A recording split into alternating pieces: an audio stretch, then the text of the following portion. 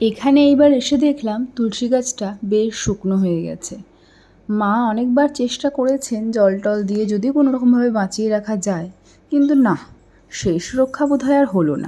অগত্যা শুকনো গাছটা তুলে ফেললাম আর রেখে দিলাম, কোনো সময় জলে দিয়ে দিতে হবে বলে। তারপর নতুন গাছ বসালাম। গাছটা আগে থেকেই বাড়িতে ছিল, কিন্তু নিজের হাতে গাছটা বসাতে পেরে, মাটির সঙ্গে স্পর্শ করতে পেরে এত ভালো লাগছিল যেটা বলার কথা নয়। এ এক সন্তান জন্ম দেওয়ার মতোই বিষয় যেন। গাছটাকে এবার নিজের মতো করে একটু একটু করে বড় হতে দেখলে কী যে ভালো লাগবে আমার।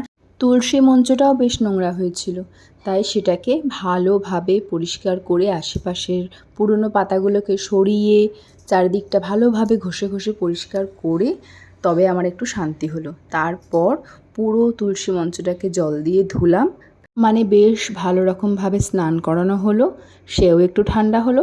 আমার নিজেরও বেশ ভালো লাগছিল পুরো জিনিসটা একটা নিজের হাতে করে পরিষ্কার পরিচ্ছন্ন করতে। এবার ওই ছোট্ট ঘটটা করে জল নিয়ে এসে তুলসী গাছটার ভিতরে ভালোভাবে জল দিয়ে দিলাম। বেশ সতেজ আছে তুলসী গাছটা, এবার একটু একটু করে বড় হলেই শান্তি। ছোট্ট তুলসী গাছটার বেশ কয়েকটা ছবি তুলে রাখলাম, বড় হলে আবার এটার ছবিগুলো শেয়ার করব। ঠিক আছে?